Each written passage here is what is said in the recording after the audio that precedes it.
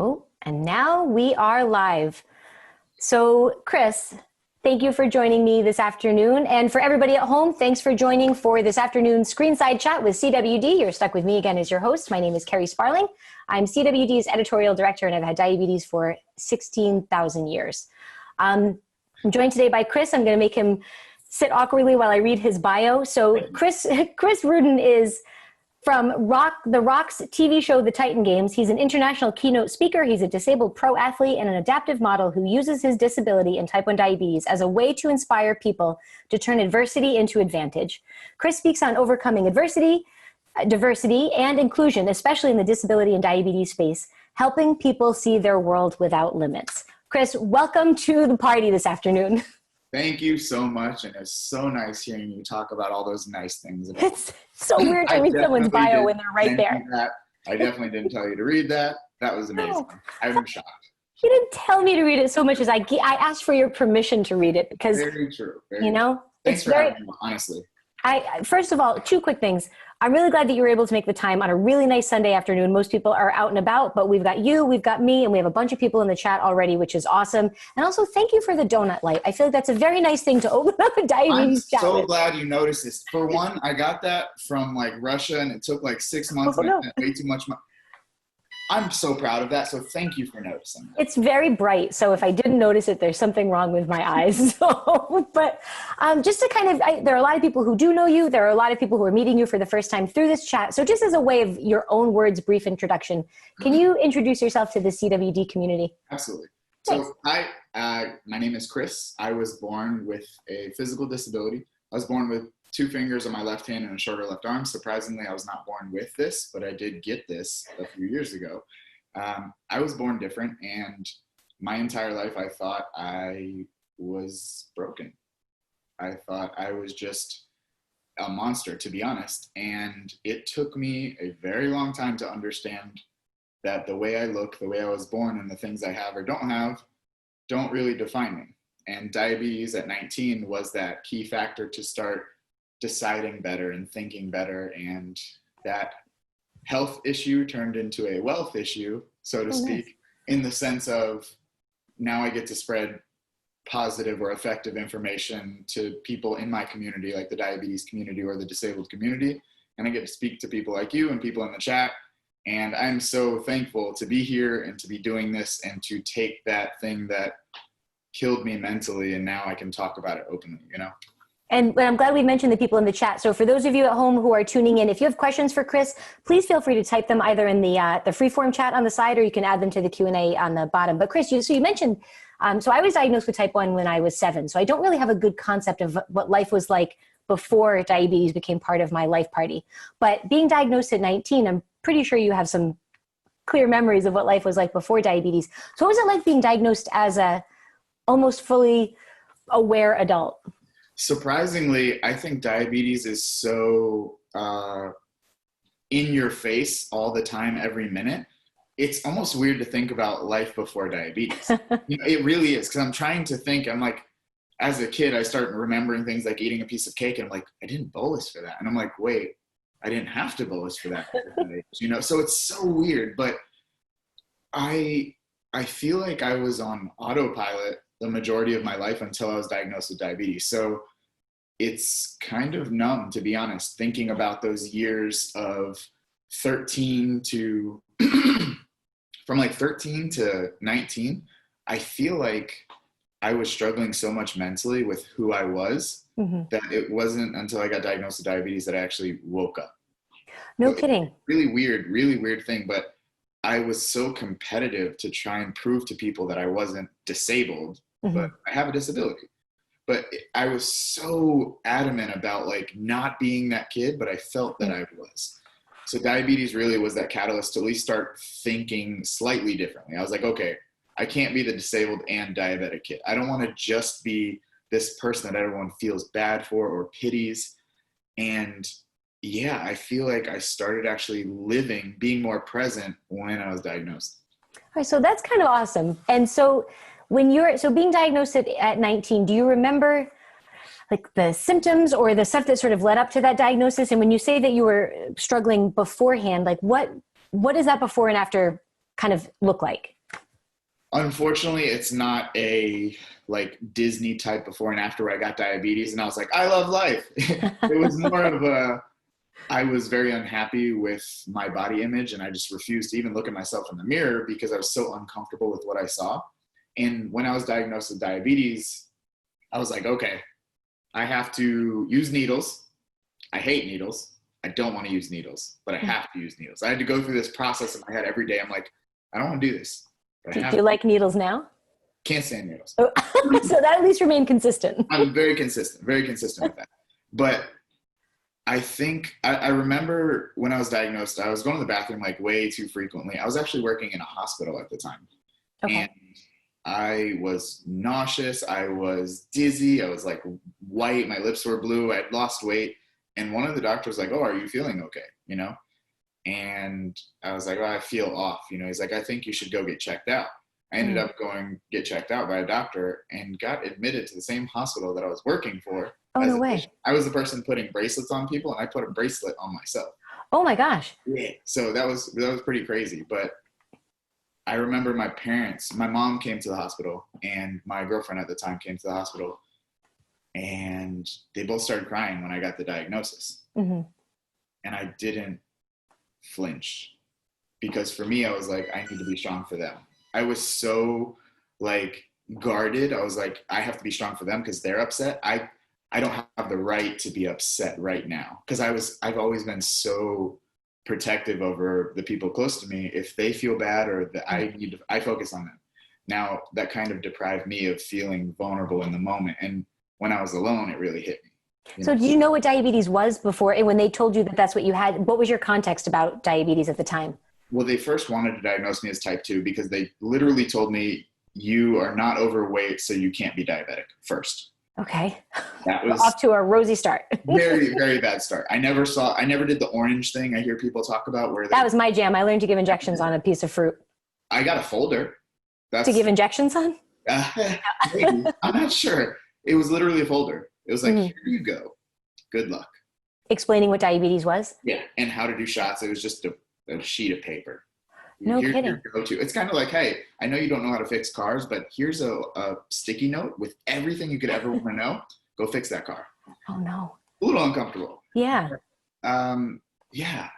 I didn't know about diabetes, but I started learning because I was like, all right, if I'm going to have this thing and I have to take these shots, I want to figure out how to take the least amount of shots possible or make sure that I don't have to do anything worse, you know? Yeah.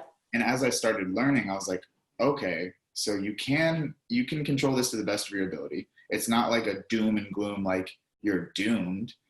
I was like, all right, if I want to make my life, if I want to get any bit of quality of life at all, I need to learn about this. And that was awesome. One of the best moves I ever made. You know? Yeah, that awareness of that need to push forward is really powerful, especially at 19. That's a big deal.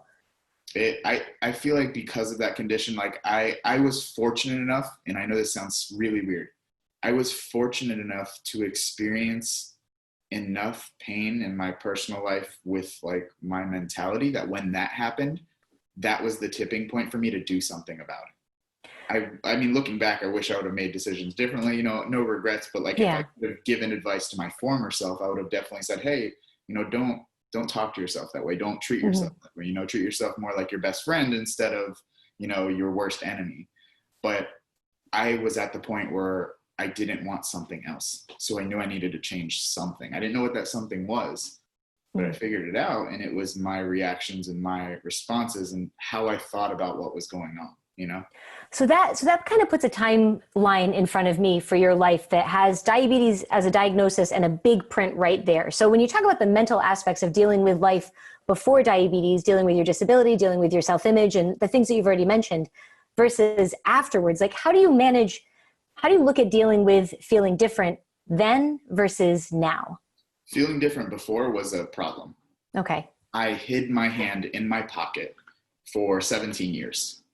The first either one or two Friends for Life that I did, I was still hiding my hand under a glove. I think when I first met you, I was still hiding my hand in a glove. I planned on wearing that glove for the rest of my life. Okay. Being different to me was so scary and so just unallowed. It went from the point of like active fear to passive, I'm never going to do it ever, so don't even be worried about it. Like for me, I'm not scared of skydiving because I know I will never go skydiving ever. So I can't be scared of something I won't do ever. I also will never, ever do that. Never, because the ground is we're fine on the You ground. buckle into planes and you stay there. Yeah. So that was my concept. I was so afraid of my body image, like of the way I perceived myself, not even how other people perceive me, that it wasn't even an option to stop hiding. Being different was catastrophic in a passive way. Okay. Because I learned to live around thinking that I was broken. That was that was my soul. That was who I was, not what I had, but who I was. Okay. Now, my difference is what makes me, every part of my life makes my life great. It makes me appreciate who I am. It makes me appreciate individuality. It makes me understand that no two people look alike or are alike. No one could ever fully understand you because no one is you. And you will always be the worst at trying to be someone else and the best at being yourself. No one can beat you at being yourself. So for me, these differences led to this opportunity to get a stage, and not even a real stage, but platforms like social media or real stages or even a conversation. Being in an airport and having a little girl grab onto your leg and you're like, what is this thing on my leg? And then she points to your CGM and her mom is just like lit up and you just see her face and she's like, one, she's asking, are you okay? Because you're beeping, personally. All right. Two, she's asking, how long have you had diabetes? She semi-fear in her face, but to have these conversations and to give a parent hope and a kid a vision of what they could be versus what they thought diabetes was. I love seeing that light bulb moment because I vow to be the person I never had growing up. And that's so important to me now that my arm, my diabetes, my differences are my strengths now and not my weaknesses anymore. And so you saying that, in my mind, I'd already assigned the fact that your diabetes diagnosis was the turning point for you. But then you just mentioned that when you and I first met at the first Friends for Life that you went to, you were still wearing your gloves. So it wasn't entirely diabetes that made you ready to pivot in whatever direction you now have gone in. Like, do you remember was there one thing, one moment, or was the arc sort of like, what was that like? I'm so curious. I love this because there's a book called The Power of Moments. I love reading like self-help, those kind of books, The Power of Moments. And it talked about how there's never really like one major moment. You know, there's a series like of events or a chain of events. The diabetes was probably the biggest catalyst. Sure. But it wasn't the end all be all. There was little moments that led up to everything. For me, getting into fitness, I wanted to be a lawyer just because I loved arguing with people. And then I realized like I that was not a good career choice. And like being in school studying political science, I was like, wow, this is really boring. When do I get to argue? And I was like, oh, that's not how this works. So I started getting into exercise science and I earned my degree in exercise science. And I was obsessed with like, okay, I have a disability and I'm diabetic. How can I'm a one-handed guy living in a two-handed world. How can I make all of these things that are made for non-diabetics or non-disabled people, how can I adapt that to me? And I learned that through working with other people with disabilities, working with myself. And every time I was able to lift weights and get stronger, I was proving to myself that my disability or my diabetes didn't hold me back. I was proving to myself that the only thing that changed from when I thought I was broken to when I'm breaking records is the way I thought about my conditions, the way I thought about myself. So it was never the circumstance itself. It's how I viewed and how I responded to the circumstance, how I responded to diabetes. Now, not everyone has to respond the same way I did. I hid for 17 years. I still hid when I met you. I still hid when I did these events. I eventually felt comfortable enough to come out, but maybe that might happen for you in a day or a month or 10 years. There's no speed or there's no right way to do this. You know, the right way to do this is to give yourself the time and attention and effort that you deserve to find the best you, regardless of what's happened to you.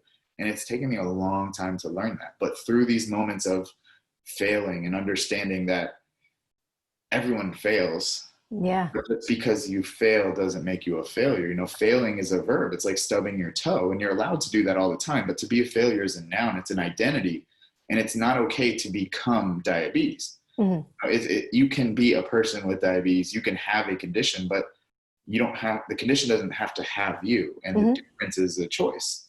Luckily, we have a community like this. We have outlets like this, which have really fueled why I'm here today.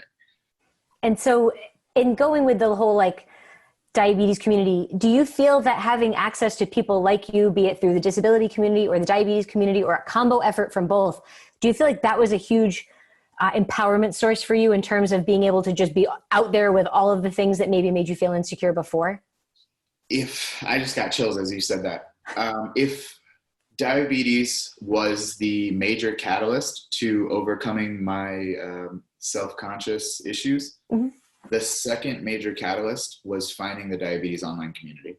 I would not be doing what I'm doing in my life right now if it weren't for finding a Facebook group, posting, and meeting my best friends in life right now. I would not have spoken over 300 times across this country and Africa and all these different countries. I would not have been on a TV show. I would not have modeled for Nike or Tommy Hilfiger if it weren't for Rodney, for Bolus and Barbells, the first ever event in Austin, Texas. And he invited me to be a speaker. And I had never spoken before in my life, but my secret question on my bank statement, don't try and steal my bank stuff, was what is your dream job? And I put speaker. And after that, he gave me the opportunity to speak there, and I found my true passion and what I want to do for the rest of my life because of diabetes, because of a diabetes online community, because of a person who ran a nonprofit. And that was the second major catalyst to finding my tribe. That's awesome.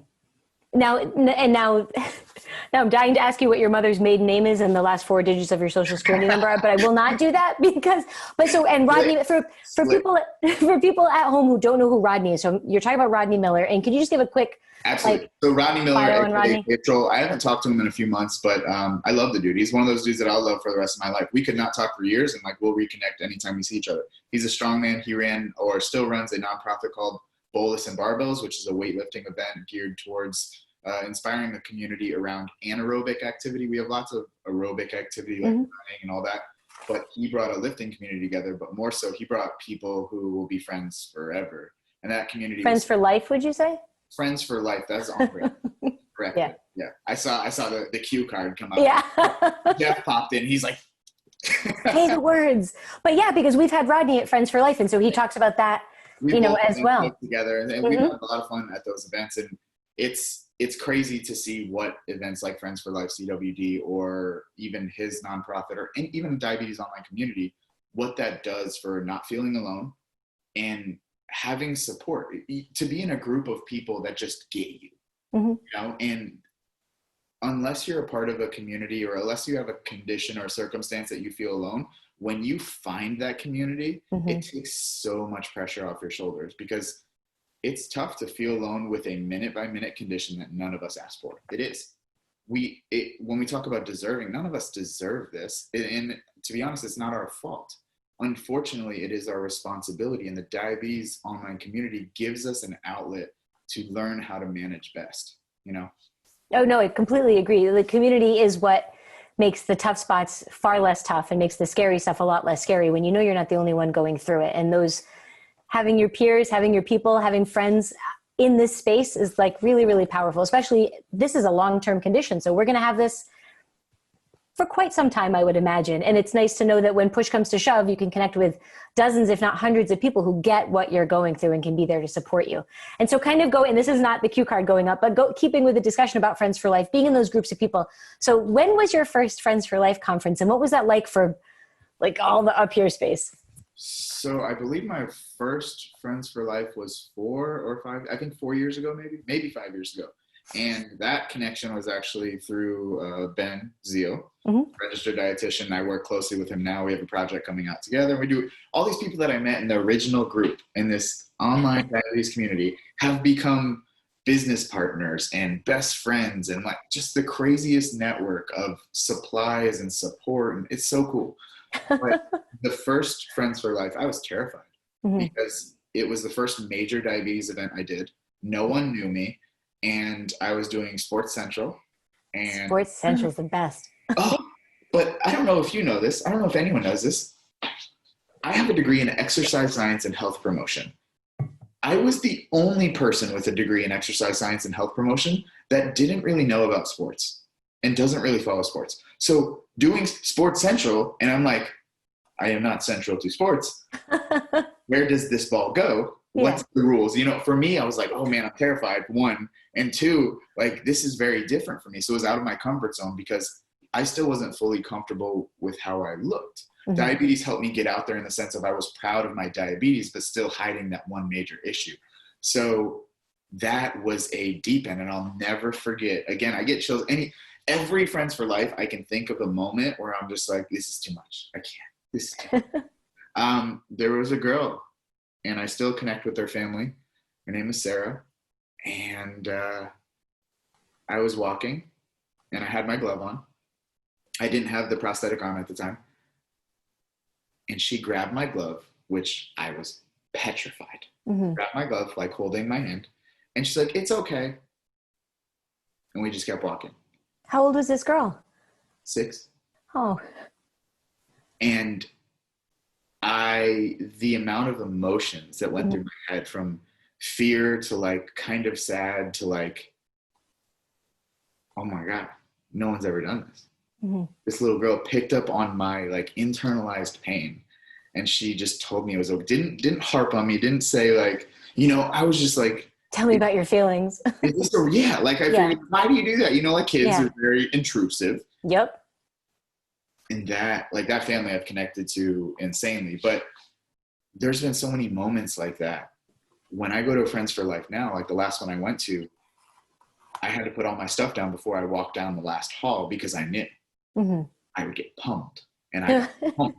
These kids just, those relationships, it's really like, well, Friends for Life, cliche, but it's true. Like, it's really connections that I talk to them throughout the year, like for Christmas, and like there'll be bad events. Like one kid ended up getting diagnosed. He wasn't diagnosed, and then he was diagnosed, and they called me from the hospital. And it's like those moments, I'm like, I was that kid, and I wish I had that. Like, I wish I had something like that. So for me, I take every opportunity to do that. And now my goal is to help other patients or other people with diabetes or other people with disabilities or other people with circumstances be those people for the people that are going through it or about to go through it. So that's my job now, is to make sure that anyone listening, that obstacle or that adversity or hardship, diabetes, anything, you have an opportunity to be that person. And that's so exciting to me. You know, it helps you know?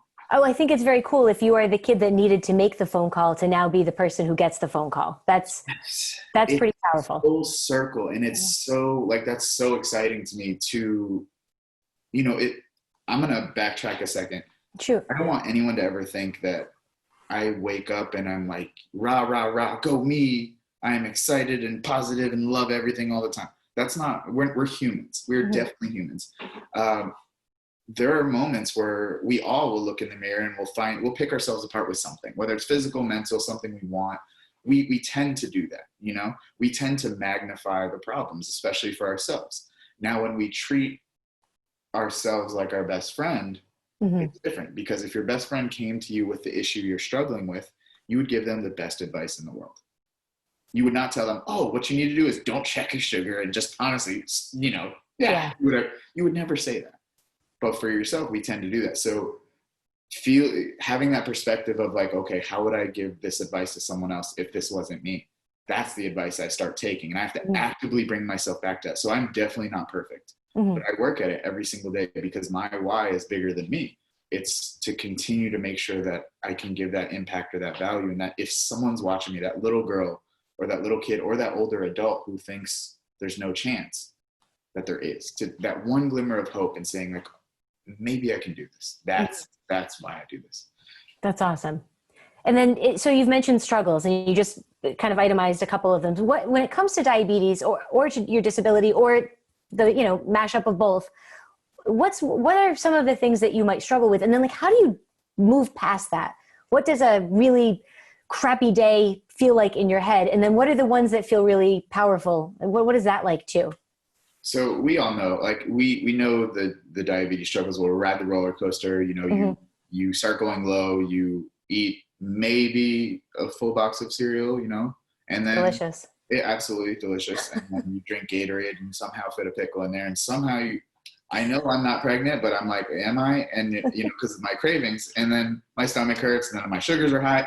It's one of those like, bam, bam, bam, bam. So many things keep piling up, piling up. And what I used to do, and what I catch a lot of people doing, is they take 6 bad moments and extrapolate that out for the entire day, or extrapolate that out for the rest of their life. So we have all these bad moments. I'm like, I did this wrong. I did this wrong. I did this wrong. I suck. I'm never going to get this. So we took a temporary moment in time, and we said, I'm never going to get this. We applied this temporary moment to the rest of our lives. We're dooming ourselves. We're giving ourselves this false narrative of self-sabotage. So for the rest of our lives, we're making a story. We're making a movie based on one fragment of a moment. And I catch myself doing that. So I don't spend the rest of the day putting a negative emotion into a number without an emotion. I don't spend the rest of the day obsessing over something I cannot control. I ask myself, okay, what can I learn from what just happened? What can I do with where I'm at right now to not make this worse, or to make it suck a little bit less? That's the reality. Is I can't fix everything perfectly, but how can I make this suck a little bit less? What decision am I going to make in this moment right now that I'm going to be proud of later? That's a very real and hard question to ask yourself. Am I going to be proud that I didn't check my sugar? No. Am I going to be proud that I didn't bolus the correct way? You got to ask yourself, are you about to be proud of the decision you're about to make? We know. Yeah. And if we know, even if you don't know, if you're confused, that diabetes online community, boom, questions we can ask, we can reach out to people. Our diabetes, support team, your medical staff, whether it's a CDE or endo or whoever you have on your staff, we can reach out to these people. We have to use our resources if we don't know, and we have to use our effective thinking if we do. And that is especially important now because we've been dealing with this pandemic for so long that people actually don't bring it up as often as they're thinking about it in real life. So we've been in various spots of isolation or in quarantine or restricted in certain ways. I mean, you and I, before this chat started, talked about how our travel is basically boiled down to nothing these days. So that's just weird. And we're adjusting to that weird. So tapping resources for mental health as it relates to diabetes as well is really important, I think, especially now, because this is when you can get really defeated. You're doing the same things over and over again. The pandemic and the health circumstances globally may feel really overwhelming. So what would you say to somebody who's not only feeling busted up about diabetes, but is also dealing with feeling like a garbage can about things related to a health circumstance that everyone is dealing with? And just to sort of better phrase that, there's a big overarching issue, and then we're still dealing with this very large personal issue. How do you net that out? Like, what do you say to that person who's struggling for real right now because of that? I like to ask easy questions. Sorry, but. For me personally, I know I used to make sweeping generalizations about what's going on. So I'd be self-conscious about my arm. I would feel like I'm asymmetrical. I would feel like I wasn't attractive because of that. I got a condition and now I'm diseased. Like I would use all these different moments, random moments that I'm adding a negative emotion to, and then I pile them up together this huge big bonfire, like, look at my life burn.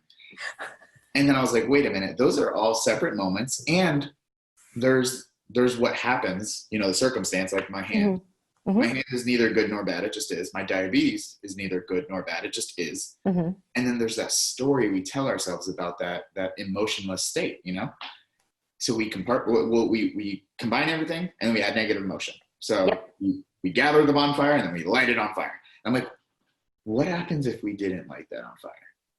What happens if we didn't pile everything together? What happens if we took each one moment by moment? Okay, your sugar is not what you want it to be. All right, what can I do right now? Don't think about complications later in life. Don't think about the masks. Don't think about the COVID. Don't think about the fear. Don't think about what you're going to do. One problem at a time. When you go to run, you take one step. And before you take a step, you pick your knee up. And then you extend your leg. And then the heel strikes the ground. If you try to heel strike before you pick your knee up, you guys can try that while you're sitting right here or listening. I just mentally did. It's weird. You're not going to go far. And if you do, you're probably going to fall. We fall because we compile everything together. And then we get upset that we fell. So taking it moment by moment and being able to separate or compartmentalize these different issues and be like, how can I attack each of these little problems separately so they don't gang up on me, hurt me? And I'll burn at once. Exactly. We don't want that massive bonfire that gets out of control. And that used to be what I did all the time. I would take 7 problems and I would say I have all the problems. Like, no, I have 7. You know, there's a difference to say I have all the problems and I have 7, or to have 4 bad blood sugars. We're putting that negative emotion to a number. Add it on. Blood sugars, and we say I have bad blood sugars. I'm gonna have bad blood sugars the rest of my life. 4 versus how many blood sugars do you think you're gonna test in the rest of your life? Ooh. Hundreds of thousands, hopefully none eventually, but 4 are now the rest of your life. You know, to me, it's like, how can you stain your future with the present? That's just not indicative of the present. Your current actions moving forward are indicative of where you're going to be. So let's not take a bad past and stain a potentially good future. Let's take the present and see what we can do about it, you know? And I feel like that leads into another question that I had, almost like we planned this, which we did not. We did not. I wish we could say we did, like we were just. Like, then it makes it seem like a well-oiled machine, but we're not. We're winging it. It's donut lights and COVID. Like we're doing this. Yeah, cool. But you often say that limitations are self-imposed, and so I feel like what you just said sort of lays the groundwork for talking a little bit more about what I have come to think of as a catchphrase of yours, or a motto. And so why is that something that you default to? Like what prompted that? Why does that resonate so much for you? So at first I was really against that phrase because I was like, okay, it's kind of ableist in the sense of, you know, some people truly do have some sort of limitation. Like if you cannot walk, walking is not an imposed limitation that you can't get around. You know what I'm saying? But my take on that for me personally, and I apply that saying to me, is that I might not have all the fingers on my hand. I might not have, you know, the beta cells in my fingers that are producing what I need. But what no one can take from me is my mentality. You know, Nelson Mandela, you know, who's locked away for years, and he said he was never in prison. He was somewhere, but he was never in prison because they could never take from him what he always maintained, which was his sanity. It was his mindset. It was his thoughts and his decisions. No one can take that from me. So for me, limitations truly are self-imposed, because being blind and deaf to someone would be like, there's no way you're going to write. Well, Helen Keller did it. You know, Helen Keller did amazing things despite limitations that people put on her and said you could never do. People are so quick to throw limitations on other people because they don't believe they themselves could do it. So not only are limits in myself that I create, you know, a problem because I want to find ways around them, but I want to make sure that no one else labels someone and potentially limits their future. And I hear it happen all the time. Kids, adults, anything. You'll never be this. That statement right there makes me so angry, because to use an absolute, especially in a negative or derogatory way because of a condition or a difference or a circumstance, you are limiting. And that's just so false. It's literally like, if I called you a giraffe, you would be like, I'm not a giraffe. What if I was, though? Exactly. What if you were? But no, I see what you're saying. Yeah. There's nothing. That label, no one accepts, because they're like, I'm not a giraffe. Okay, whatever. But if I call you like a loser, if I call you a diseased person, if I call you anything that you take personally, it's because we accept that label. We really are like, I know I'm not a giraffe, but like maybe I'm, you know? But it's so crazy to me. That's so crazy to me that I used to do that. I used to allow people to say something to me that I knew wasn't true, and I still let that label stick. And to me, it's damaging on both parts, the people who do it and the people who accept it. I definitely don't mean to be smirking at all. What I'm thinking is the next book that I write will be called "I Know I'm Not a Giraffe." It'll be like, and like the little subtitle. Long neck, but your face instead of I 20% rights to that, please. And so in the way that you speak, also, you're very passionate about everything, and you're very, you seem very sure of what you're saying, which, as a person who may be struggling with certain things, that must be really nice, and that would be very nice to hear. And so part of what you've done with the adversity that you have dealt with is to try to present things as a speaker to an audience. And so what made you want, I know you mentioned Rodney being invited as a speaker, and you said that was the first event that you ever did, but what sealed that for you as something that you really wanted to do? I remember a few people coming up to me after that event, and it was those conversations that sealed the deal for me. Okay. people saying, the stuff you said, in my interpretation of what they said to me, was the stuff you said wasn't new information, so to speak, but it was a perspective that gave me a way to accomplish what I knew I needed to do. And what I realized is that the information is there. There's no new information being created today, but the perspectives allow people to actually use them. We can give someone a blueprint to get the perfect blood sugars, but maybe they don't like that style. Maybe they can't adhere to that method. Maybe that perspective just didn't work from them. Let's talk about parenting. You tell your kid to do something and they're like, nope, third-party validation. Someone else tells them and they're like, that's a great idea. What I realize is that everyone has a story.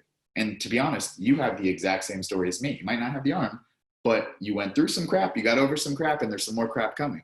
We all have that story. We all have that same exact story.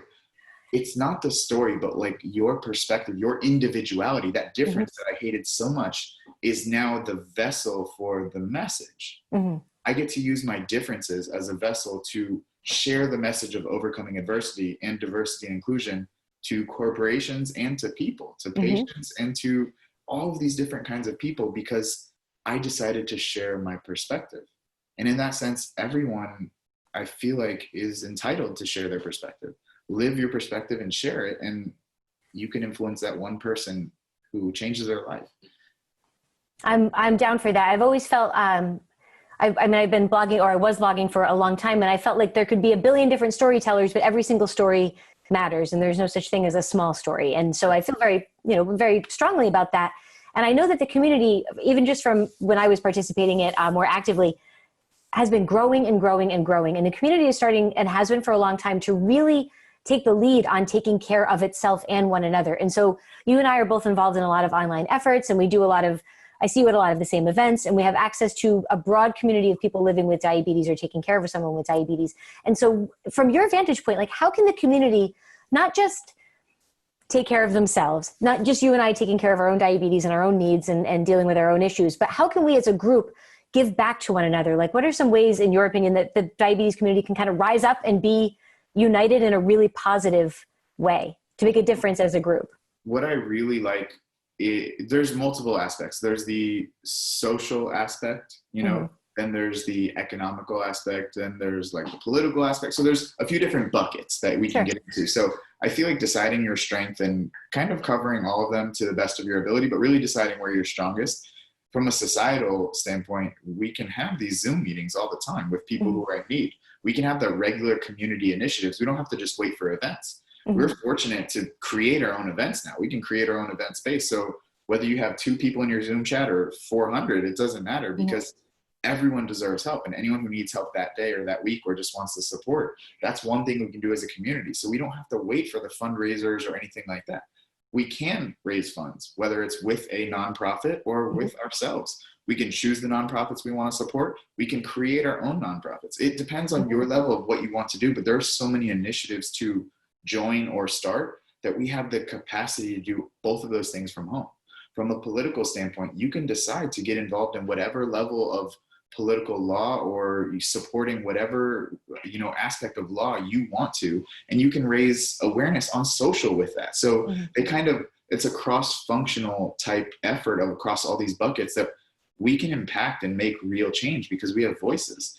And in the beginning, I feel like a lot of bigger speakers, they want to give a voice to the voiceless, but that voiceless community is now becoming the voice, which is so exciting to see that people are starting to listen. Now, we still have a far way to go in terms of politics and all that other stuff, but I feel like the voice is getting louder, and all you need to do is take part from whatever aspect you want, continue that message, And I'm glad you mentioned that too, because this is not something I made up, but I can't remember where I read it.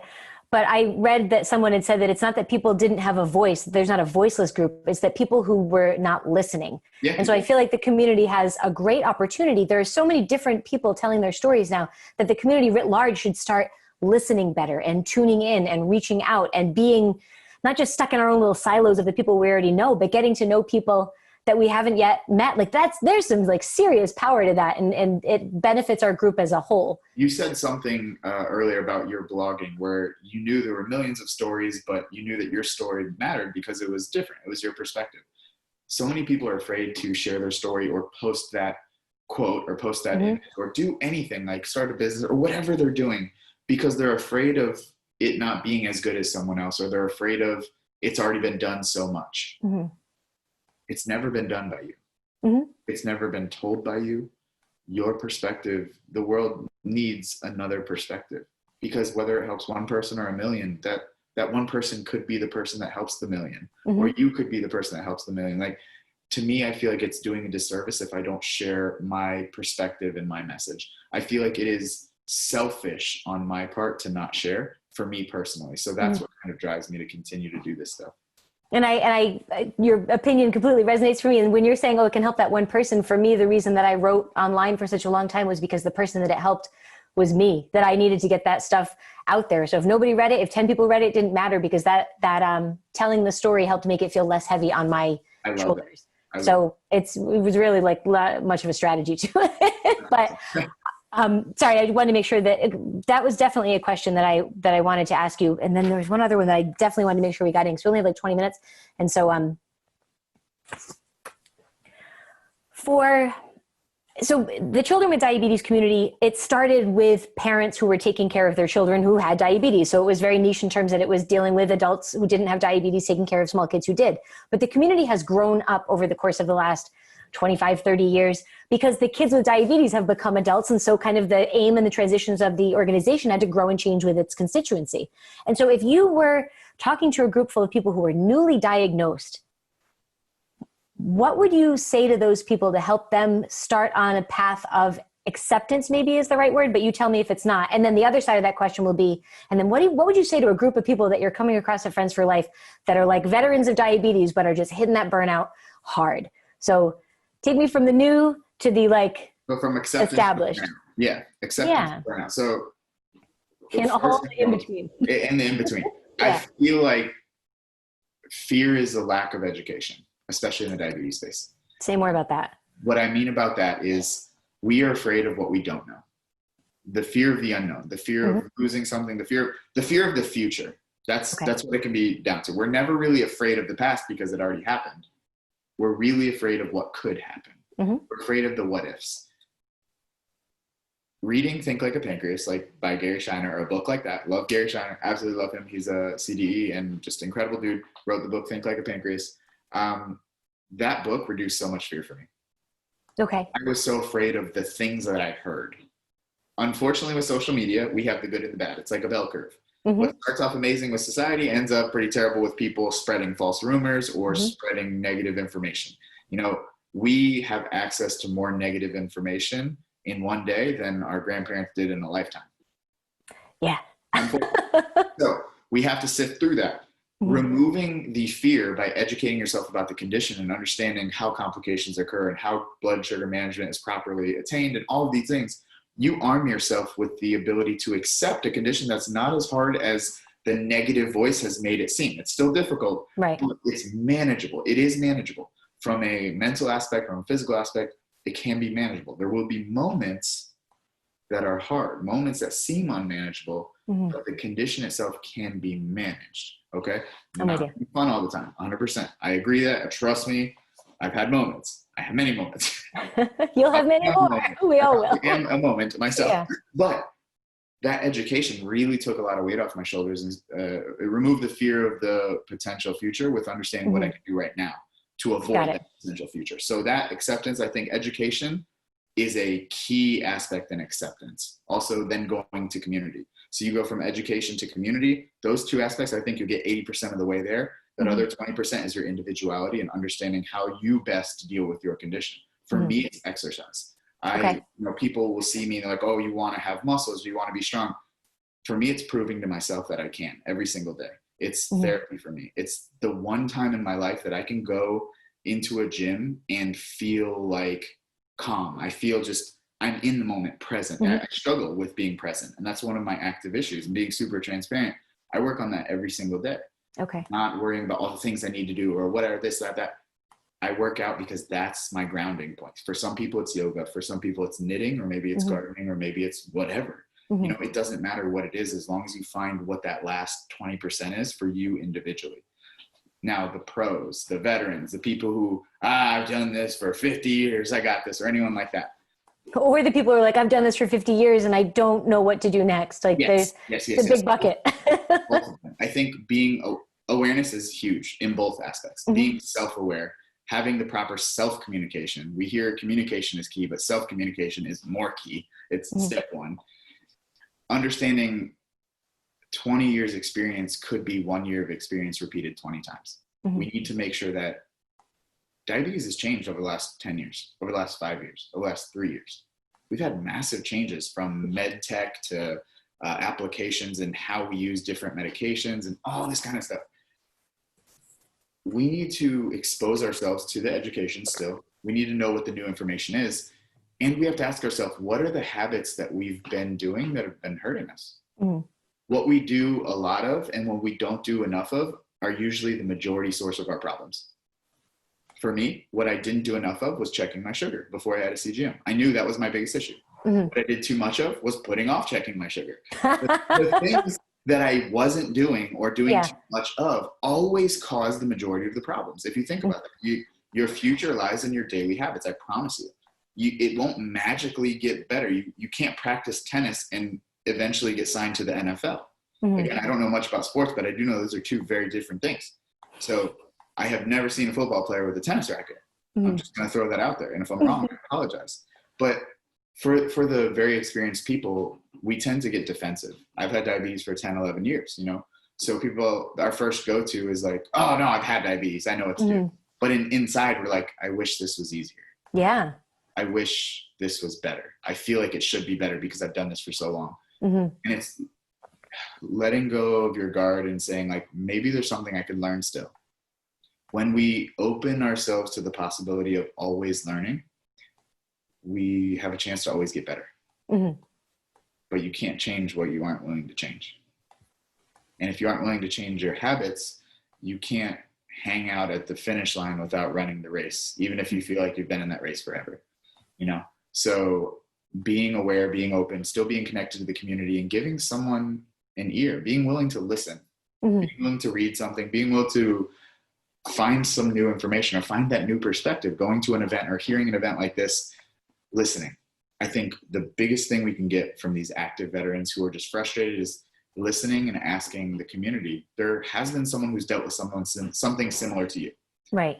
I know that because I used to be like, I am the only one-handed diabetic person. And then I met a kid who was a one-handed diabetic kid at an event. And I was like, this is incredible. What was that interaction like? Oh, he had followed me for a while. So he like lost his mind and his parents were just like shaking like a chihuahua because they're like, that's the guy. And I'm like, to me, I'm like, who's the guy? I'm like, oh, I'm the guy. Because I saw him and I'm like, he was a very confident kid, you know? Yeah, was this like a young kid or like a? He was like 12, 13. I can't remember his name off the top of my head. But he was super confident, seemed very like cool. And I talked to him and we didn't talk about our disability. We didn't talk about our diabetes. We talked, but there was that feeling of, I get you, you know? And that was so powerful to me to walk away from that, like thinking that those parents probably were so thankful, but they don't know how thankful I was. Right. They don't get what I got from that, you know? What I get from that is sometimes you feel alone even if you don't think you do, you know? You tend to separate yourself like, well, I'm the only person with a prosthetic arm and diabetes and gray shorts, and like we start to really segregate ourselves. On a Zoom call with a donut. Yes. Exactly. It's like you might be the only person currently ticking all those boxes though. I feel like that's the best thing about that though is what's that? Might, because it's true. It might. There might be someone else watching. Someone's like, man, I have that same donut. It's real. Like we start to isolate ourselves, and that's what's really bad about the pandemic is we get isolated, you know, physically because we have to follow the mandates. But we don't have to stay isolated socially. We don't have to stay isolated texting your friend and being like, hey, how you doing? You know, reaching out to your friends in the community, whether diabetic or not. That is a way to at least make the most of the scenario. You know, what can you do with what we have right now? we have the DOC, luckily. Now, obviously, we don't want to be doing all this stuff, but because we can't control that, what can we control? We can control the fact that we can reach out to our community and make sure we got each other's backs. Exactly. Sorry. And I apologize for a quick second. My daughter's friend was texting me and I needed to know why. So sorry about that. Things are dinging and binging all over the place, but that's kind of part of it, because we have to rely on the technology and the connection points that we have, which you have mentioned. And so a lot of times people, we only have like 10 minutes to sort of iron out the rest of this, but people sometimes are afraid to, like, we used to call it lurking in the community. You know, you're not actively telling your story, you're not actively leaving comments, but you're like kind of creeping on everybody else's stories in a positive way. And some people are afraid to take that first step of just looking because they are fearful of what they might find. So that could be something as simple as, I don't want to log on to Instagram or Facebook and see everyone's perfect numbers because I'm so deeply ashamed about my own. Or it could be the opposite. Someone saying, I don't want to be involved with a bunch of people who seem so sad about a condition when I'm feeling pretty okay with mine and I just want to connect with some like-minded peers. So for somebody who might stumble across this, who's like, I don't see the benefit of connecting with like-minded people with diabetes or like-minded people with the same disability as me. Like, what is the true power to finding that community? Is it so that you can compare yourself to their perfect Instagram feeds, or so that you can be brought down by what they might be complaining about in that day? Like, what, because we know we exist in the middle ground. What does that look like to you? So for me, I've built this mindset of, regardless of what happens in a diabetes group or in the world, it's up to me to interpret the data. Yes. Say more about that. I like where this is going already. Data interpretation is really important. When you see a number, I do this in a lot of my talks and I love this. I'll put a number like 343 on the board. And I'm like, what do you guys feel? Like, oh, fear, anger, frustration. And then under that big number, 343, I put puppies. Everyone is excited and happy and, oh my God, that's amazing. You know, it's one of those things that the number, we've assigned a negative emotion to it. You know, we interpret certain things a certain way. If someone has a negative perspective, maybe that's how they're feeling today, or maybe that's how they are. It doesn't matter because we don't know. Right. But if you see 7 of those, again, you start making that bonfire. Don't light it. Okay. The way you interpret that data, maybe you can look around for other positive things. Most of the time, what you focus on magnifies. So if you focus on the negativity, you're going to magnify the negativity. If you look for the positive, you're going to magnify the positive. Choose to interpret the data in a way that positions you to win and not to hate things more, you know? And I get it. Sometimes it's hard. Sometimes we see that it's overwhelming. Give yourself a chance to check out when you need to. That's okay. You know, that is okay. Give yourself permission to take a break. Give yourself permission to relax. Not be so stressed out about the things you can't control right now. Ask yourself, what can you do right now? Is this decision going to make you proud? Is getting frustrated going to make you proud? Easier said than done.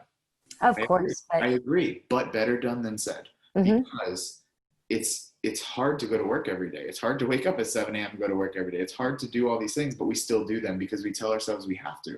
And in reality, we don't have to. We could be homeless and give up everything we need. We could. We choose not to. So if we can turn a desire into a necessity with that stuff, we can do that with this stuff, you know?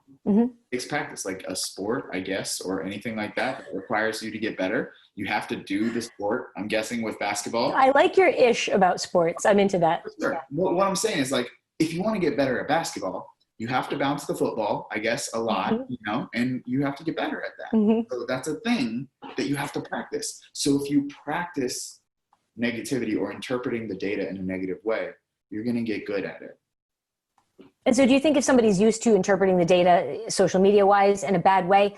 I remember I was at a conference once and I would hear about the term FOMO, the fear of missing out, but then I heard PTMO, and that was permission to miss out. And I loved that. That's because awesome. so it was like, oh, engaging in social media can really give you the community that you're looking for. But when that feels like it's too much coming at you, shut it. And it is good to walk away and take that breather. That goes for a community or for the news that might be stressing you out, or just whatever information source is coming at you too fast. But 100%. I think it's important to tell people it's okay to, like, take a real breather. It is. You don't have to be full social media guru. You don't have to be, you know, diabetes speaker. You don't have to do any of those things.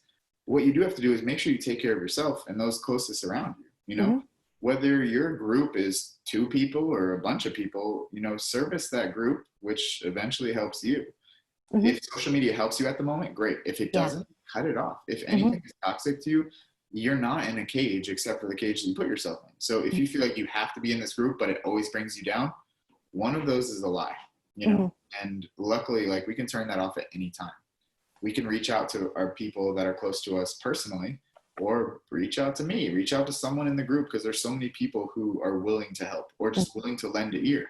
Sometimes we just want to be heard. And if all we do is see people who are spewing negativity, it might be too much for us to handle. Yep. So find the people who are willing to listen, and it doesn't have to be a whole Facebook. It could be one person. I like that we've come back to like listening as a core element of being a member of the community. Just tell our stories is one thing, and we have to be very open and willing and excited to listen to people's stories too. So on that note, I am very grateful that you have spent so much time with me, like I said, on a nice Sunday. So I'm glad that you came inside to kind of hang out on the computer for a bit. But for the folks who are listening at home right now, and for the people who will be watching this video afterwards, is there anything that you'd want to add as a closing remark to this like pretty amazing community? I think just everyone, you know, give yourself permission to deal with your condition in the best way possible. Give yourself a permission to mess up, but never give yourself permission to be a failure, you know? Mm-hmm. Understand that the majority of the community wants to see you succeed, and you have so many resources available to you for help socially and all that stuff. So use them, and don't feel like you're in a corner, because you never are. You always have people who have your back. We all get it, and there are tons of people willing to help. I love that. Well, Chris, thank you so much for joining us and being so generous with your time. I really, really appreciate it. And again, for everybody at home, thanks for joining us for this week's Screenside Chat with CWD. We'll be back in 2 weeks to do this again with a different topic and a different speaker. But hopefully they will also have a donut on their wall, because I think that should be the unifying thing. So it's a Zoom meeting. At the end of a Zoom meeting, everybody has to wave because it's weird like that. But thanks so much for joining us. And Chris, thank you very, very much. We'll talk to you soon. Bye, everybody.